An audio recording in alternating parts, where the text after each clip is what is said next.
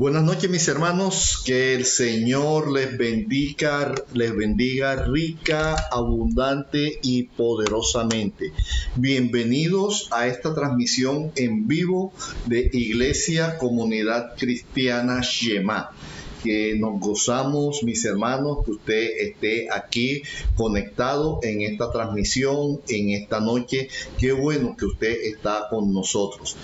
Allí al fondo, en la noche de hoy, tenemos un templo que para mí tiene muy gratos recuerdos. Y un sinnúmero de buenos momentos y de muchas bendiciones.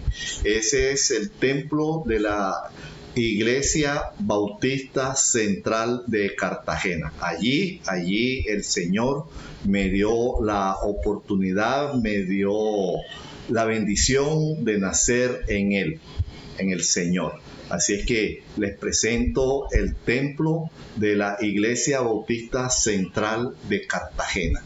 Y como esto, hay una serie de novedades que usted estará observando en nuestra transmisión.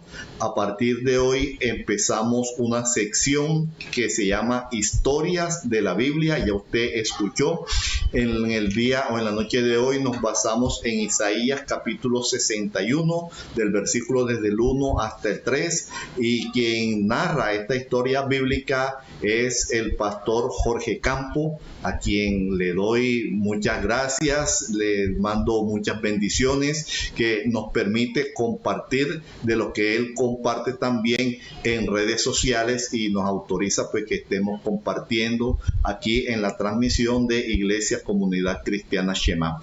Así es que, bueno, vienen estas cosas, reflexiones también de los viernes, que no estábamos haciendo reflexiones en los viernes, también iniciamos reflexiones en los viernes. Así es que vamos haciendo cosas que antes no veníamos haciendo, y ya podemos también, puede hacer que esto funcione, montar canciones de los originales, si se podría decir esto, para que el sonido de la alabanza y de la adoración sea mucho mejor. Así es que bueno, estamos trabajando para el Señor, estamos orando mucho, estamos clamando, estamos intercediendo, y la iglesia también está haciendo lo mismo, orando los unos por los otros, que a eso nos ha mandado el Señor, a estar orando sin cesar y estar intercediendo, colocándonos en la brecha los unos por los otros. Y en esta noche, mis hermanos, continuamos con la serie Personas. Hacemos la tercera entrega de esta serie que hemos titulado Personas, y que nos hemos basado en el segundo libro de Samuel, en el capítulo 9, el versículo 3, que dice que dijo el rey David, no queda, o más bien preguntó el rey David, no queda aún alguien de la casa de Saúl a quien yo pueda mostrar la bondad de Dios. Y personas, hemos dicho que a lo largo de nuestra vida vamos a estar interactuando con diferentes tipos de personas. Vamos a estar interactuando con muchos tipos de personas. Y hoy, en esta tercera entrega de esta serie de Personas, vamos a ver una serie de personas con las cuales nos tropezamos a lo largo de nuestra vida, o nos tropezamos en el viaje, en algún trayecto de este viaje que es la vida. Y vamos a empezar enseguida en materia, ¿les parece? Y uno de los tipos de personas que encontramos en nuestro deambular, y que indudablemente también creemos que Dios coloca en nuestro deambular, son las personas materialistas. El materialista marca sus objetivos vitales, o la persona materialista marca sus objetivos vitales en relación a la posesión de diferentes bienes materiales. El materialista se fija en los bienes materiales. Eso es lo que marca su derrotero en la vida. Y es muy difícil que una persona materialista esté satisfecha, porque siempre quiere más. Si hoy tiene uno, mañana quiere dos. Y si mañana tiene dos, inmediatamente quiere cuatro. Y cuando tiene cuatro, inmediatamente quiere 10. Y cuando tiene 10, entonces ya 10 no es suficiente, quiere 100 y así sucesivamente. El materialista enmarca su vida solo en términos de posesiones materiales, valga de pronto la redundancia, en posesiones físicas. Ese es el objetivo, ese es el fin, y eso no es lo que satisface al materialista, porque el materialista siempre quiere más. Nunca está satisfecho, nunca está contento, nunca se siente bendecido con lo que tiene. Siempre quiere más. Y en la Biblia encontramos muchos personajes materialistas.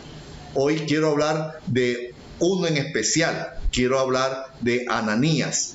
En el libro de los Hechos, en el capítulo 5, del versículo 1 en adelante, dice que cierto hombre llamado Ananías, con su esposa Zafira, vendió una heredad y sustrajo del precio, sabiéndolo también su mujer, y trajo solo una parte y la puso a los pies de los apóstoles. Pero Ananías había prometido entregarlo todo. Y me llama mucho la atención en este pasaje que lo que sustrajo Ananías no fue una parte. Una parte fue lo que entregó Ananías. Significa que si el producto de la heredad, de la venta de la heredad de Ananías, por decir algo, eran 10 partes, Ananías tomó 9 y solamente entregó 1. En otras palabras, vamos a decirlo en otras palabras, Ananías entregó la más pequeña porción del valor de la heredad que él había ofrecido que iba a entregar. Y el Espíritu Santo le reveló al apóstol Pedro lo que Ananías había hecho. Y el apóstol Pedro amonesta a Ananías preguntándole quién había colocado en su corazón tratar de mentir al Espíritu Santo. Y dice las Escrituras que en ese momento Ananías cayó muerto. Al instante siguiente que sale llevando el cuerpo muerto de Ananías, entra Zafira, su mujer, y también ocurre lo mismo con Zafira, mujer de Ananías. Materialismo. En la vida vamos a encontrarnos con hombres y mujeres materialistas, con hombres y mujeres que fijan su realización, que fijan en la meta de su éxito, que fijan todo lo que son o lo que esperan ser solo en un aspecto: bienes materiales, únicamente bienes materiales. Y eso es el todo de ellos. También en nuestro deambular por la vida vamos a tropezarnos con personas egocéntricas. Una persona egocéntrica es aquella que solamente mira por sus intereses. Las personas egocéntricas intentan apropiarse de méritos ajenos, de bienes materiales ajenos, o en definitiva de cualquier ventaja o cualquier recurso siempre ajenos. Esa es una persona egocéntrica. Considera que el mundo solo gira alrededor de él y él debe poseer todas las cosas y trata de arrebatar todas las cosas que sea posible arrebatar de los demás, con el fin de tener una sensación de autorrealización o de realización, en fin de tener capacidades, poderes, dominio que normalmente no los tiene. Esa es una persona egocéntrica. Y si pensamos en alguien egocéntrico, en las Escrituras lo podemos encontrar en el libro de los Hechos, en el capítulo 8, versículo 18 al versículo 20. En esta porción de las Escrituras dice que cuando Simón vio que por la imposición de las manos de los apóstoles se daba el Espíritu Santo, Simón les ofreció dinero a los apóstoles diciendo: denme también a mí ese poder, para que cualquiera a quien yo impusiese las manos reciba el Espíritu Santo. Pero nuevamente Pedro, le dijo a Simón: tu dinero perezca contigo, porque has pensado que el don de Dios se obtiene por dinero.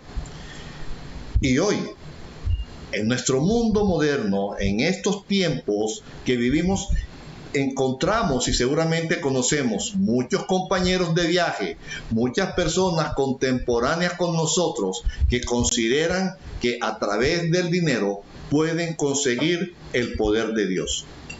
Más aún, que como dijo también el mismo apóstol Pedro, hacen de la fe mercadería y comercian y hacen dinero a través y manipulando a través de la fe. Personas egocéntricas que vamos a encontrar a lo largo de nuestro andar en este camino. Personas. Hay otro grupo de personas las cuales podemos encontrar y muchas veces nos hemos tropezado con ellas y hemos tratado con ellas, hemos hablado con ellas, y son las personas tóxicas. Nadie las quiere al lado. La persona tóxica consigue quitar toda la energía que otra persona tiene. Es que este tipo de personas puede ser alguien que se enfada, que pide o que se queja mucho. Las personas quejumbrosas son personas tóxicas. Las personas que piden y piden y piden y piden y piden y no necesitan, pero no dejan de pedir, son personas tóxicas. Las personas que se quejan por todo, como diría mi abuela, por todo y por nada, son personas tóxicas. Y en la Biblia podemos pensar qué personas tóxicas encontramos en las Escrituras. Así como nosotros podemos pensar y sentarnos un momento y reflexionar y decir cuáles son las personas tóxicas con las cuales yo trato diariamente o periódicamente o frecuentemente, o con cuáles personas tóxicas me he encontrado en el transcurso de mi vida. Y si pensamos en personas tóxicas en las Escrituras, tenemos que pensar en Nabal. ¿Sabe usted quién era Nabal? Nabal era el marido de Abigail. En primer libro de Samuel, en el capítulo 25, encontramos quién era Nabal. Nabal era un hombre que tenía ciertas riquezas. Tenía ganado, tenía una hacienda y tenía una muy buena mujer. Y aquel varón que se llamaba Nabal tenía una mujer que se llamaba Abigail. Pero mientras Nabal era una persona tóxica, Abigail era una mujer de buen entendimiento. Era una mujer de hermosa apariencia. Pero Nabal, su marido, bueno, la Biblia no nos habla del físico de Nabal, pero si nos habla de la apariencia y del carácter y de la afabilidad de Abigail, yo creo que nos deja entrever y podemos inferir que en contraste Nabal era todo lo contrario. Porque lo que dicen de Nabal, la Escritura, es que Nabal era un hombre duro y de malas obras. Y saben, voy a hacer una infidencia en este momento, y es que yo siempre que leo la historia de Nabal y Abigail, me pregunto, ¿por qué Abigail se fijó en Nabal? Así conmigo el tiempo. ¿Sí? ¿Qué le vería Abigail a Nabal para fijarse en él? Siendo que Abigail era una mujer de buen entendimiento, una mujer de buen proceder, una mujer sabia, ¿sí? Una mujer que entendía muchas cosas, y Nabal era absolutamente todo lo contrario. ¿Cómo Abigail se fijó en Nabal? Y cómo Abigail convivía en paz con Nabal. Es algo que el día que esté yo allá arriba con el Señor, yo le voy a decir: Señor, explícame, ven acá, tráeme a Abigail, porque yo quiero hacerle estas preguntas a Abigail. Inclusive dice que estaba en un mal día. Sí, estaba en un mal día, sí, pero muchos malos días, demasiados malos días.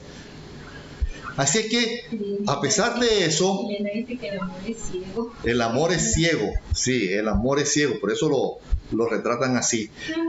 Y entonces, a pesar de que Nabal tenía su finca, tenía su ganado y todo lo demás, y David en ese tiempo estaba huyendo del acoso de Saúl, ¿sí? David y su ejército y sus hombres cuidaban del ganado de Nabal, cuidaban de las ovejas de Nabal, cuidaban de las posesiones de Nabal. Y cuando venían merodeadores o venían fieras a atacar el ganado de Nabal, el ejército, los hombres de David, defendían esas posesiones de Nabal. Así que llegó el momento en que Nabal empezó a esquilar a sus ovejas. Y David, quien huía de Saúl, ¿sí?, mandó mensajeros a Nabal diciendo: Nabal, ahora nosotros tenemos una necesidad y te mando a estos muchachos, a estos hombres, para que tú nos proveas de algo de pan, de algo de alimento, de algo de provisión para nosotros. Tú puedes preguntarle a tus siervos cuán bueno hemos sido nosotros contigo, cuánto hemos defendido y hemos velado por tus posesiones, porque no se te pierda ningún ganado, porque ningún intruso entre en tus propiedades y haga desastres en ellas. Y lo que respondió Nabal a estos mensajeros que David había enviado fue: ¿quién es David? ¿Y quién es ese hijo de Isaí? Muchos siervos hay hoy que huyen de sus señores.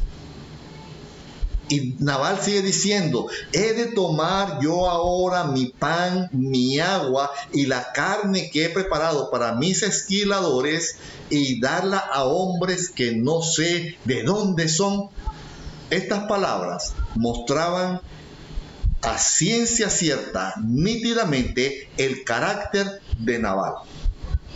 Un hombre duro, un hombre de malas obras, un hombre desagradecido, una persona tóxica. La historia, si usted la lee, en ella aprenderá que cuando estos siervos de David regresaron y dieron las palabras, las duras palabras que Nabal había pronunciado contra David y contra todos ellos, David se llenó de ira y montó en sus cabalgaduras e iba con sus hombres en pos de Nabal a darle una justa reprimenda. Pero Abigail era una mujer de buen entendimiento. Pero muy mala para estar. Sí, pero con muy mal gusto. Yo creo que dentro de las mujeres de la Biblia, la que tiene peor gusto es Abigail. Así que Abigail tomó panes de uva, dice primero el libro de Samuel en el capítulo 25, y se anticipó y fue al encuentro de David y le dio esa provisión y le rogó y lo hizo recapacitar, y ella misma entendía que Nabal era un hombre de mala cabeza. Era un hombre que no merecía ninguna obra de compasión. Y David razonó con Abigail.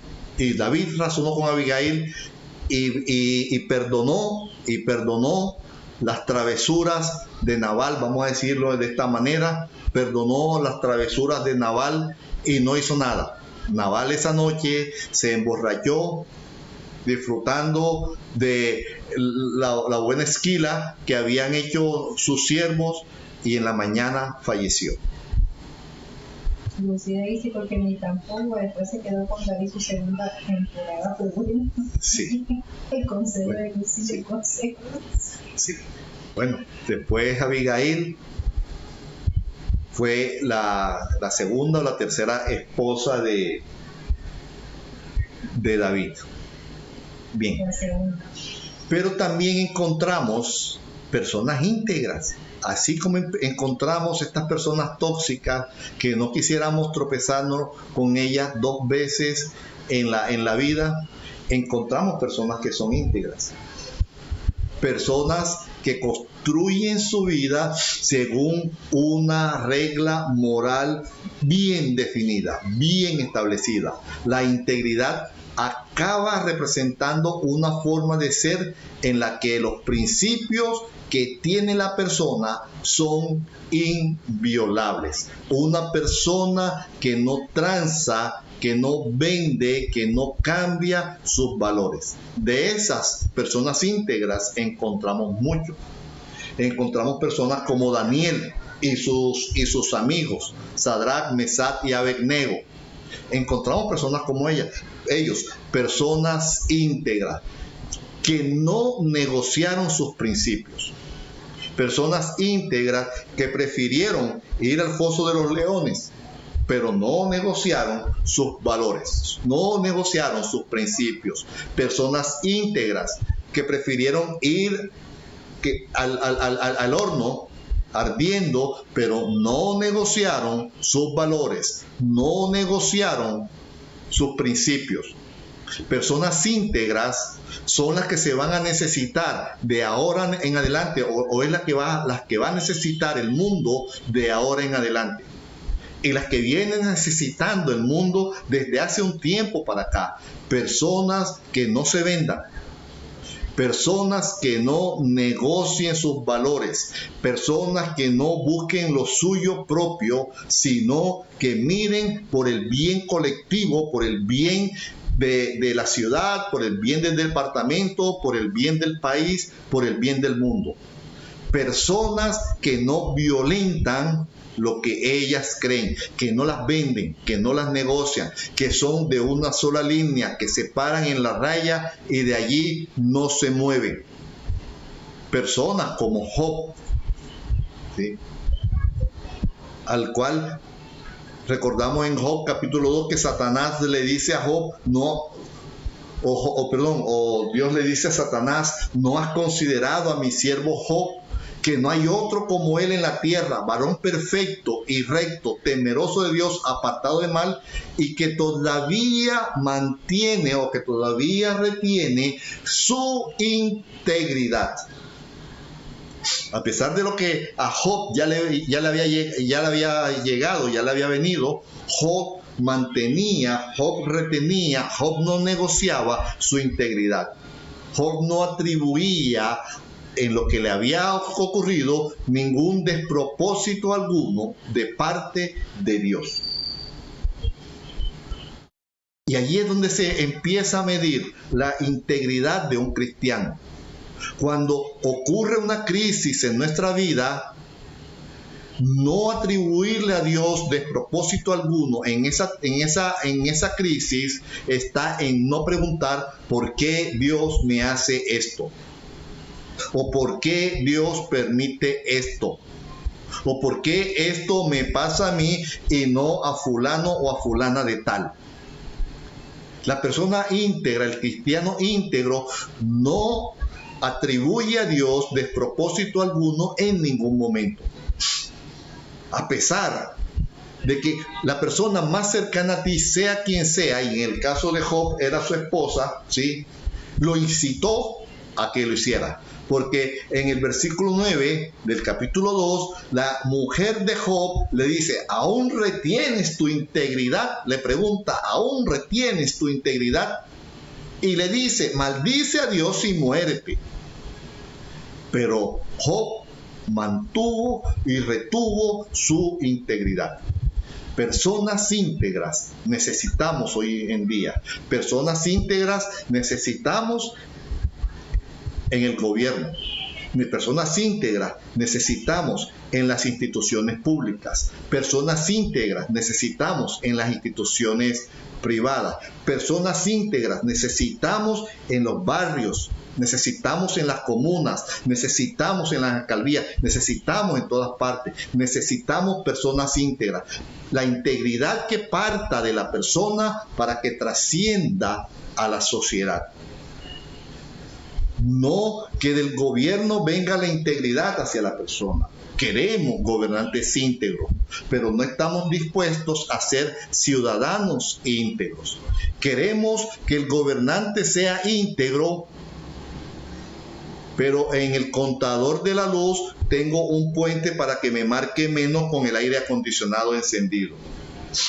Queremos un gobernadores y presidentes y alcaldes y concejales y queremos senadores íntegros, pero buscamos una palanca para que a nuestros hijos los reciban en las universidades o los reciban en los colegios. Queremos dirigentes íntegros, pero nosotros buscamos la forma de hacer la trampa para pasar algunos exámenes.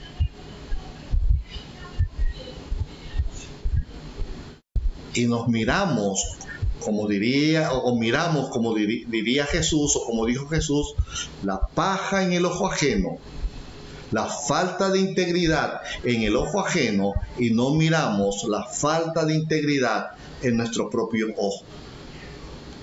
Queremos que todo el mundo sea íntegro, pero nosotros nos abstenemos a cumplir y a hacer y a retener esa integridad que exigimos en los demás. Porque entonces nos convertimos en ese otro tipo de persona de las cuales no quisiéramos tropezarnos tampoco en la vida, que son en personas astutas.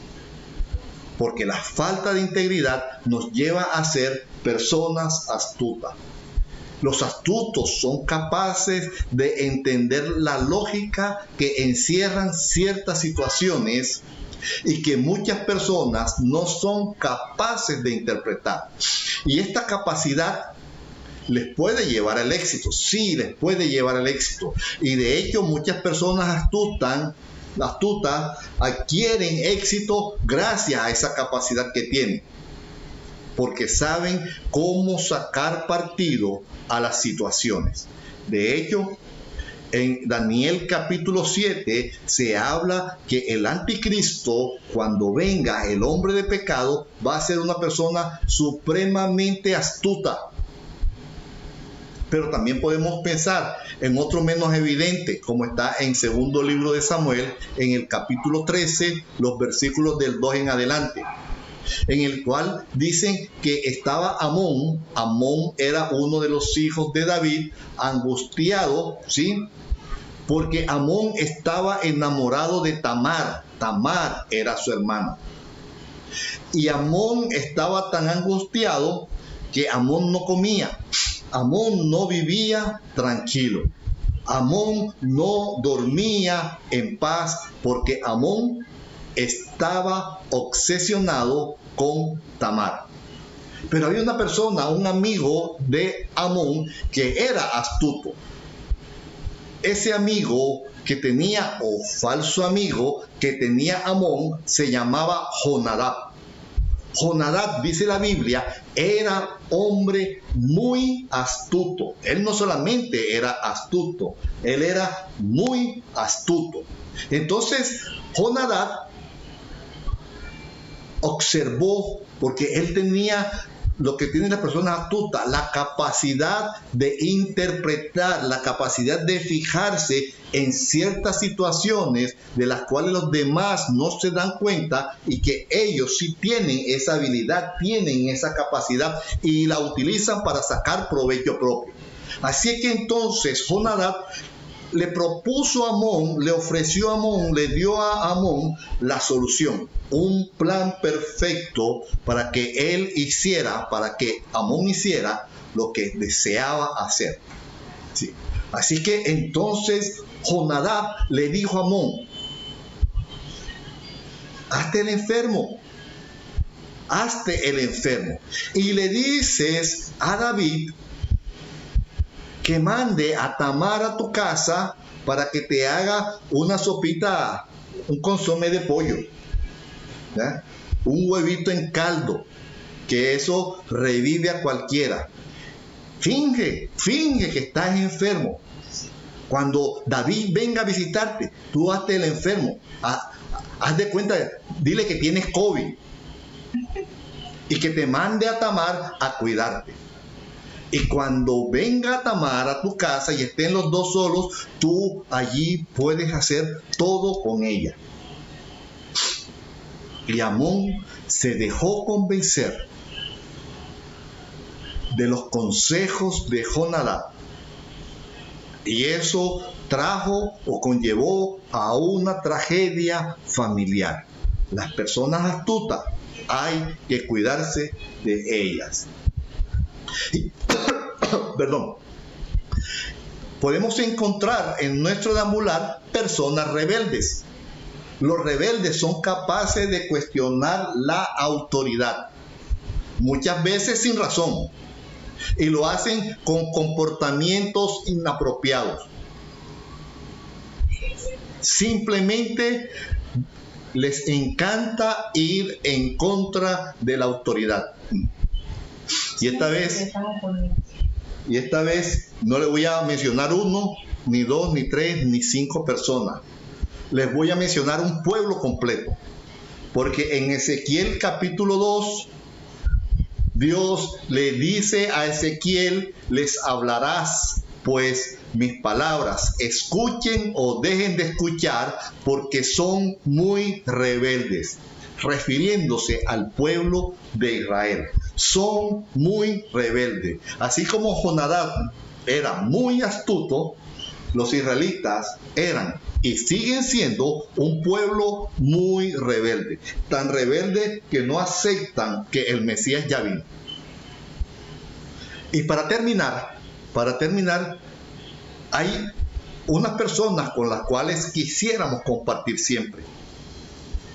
Quisiéramos que fueran nuestros mejores amigos o nuestras mejores amigas, que fueran nuestra llavería, nuestros partners cerrados, y que nos tuvieran siempre a nosotros en alta estima, principalmente si somos astutos, porque son las personas generosas.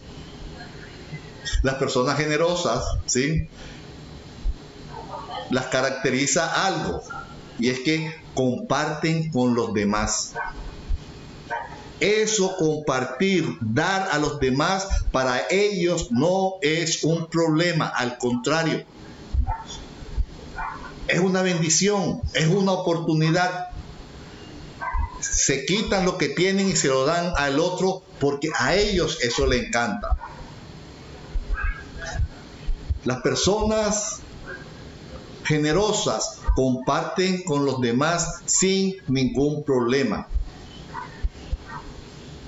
Les gusta que las personas que estén a su alrededor estén bien. Así es que entonces ellos le dedican tiempo, le dedican recursos, le dedican lo que sean sin ningún tipo de preocupación.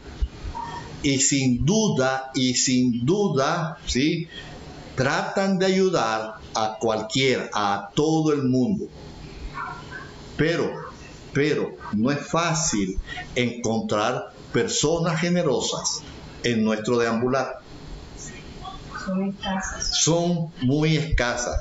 Son una ¿cómo dicen? En vía de extinción. Son una especie en vía de extinción.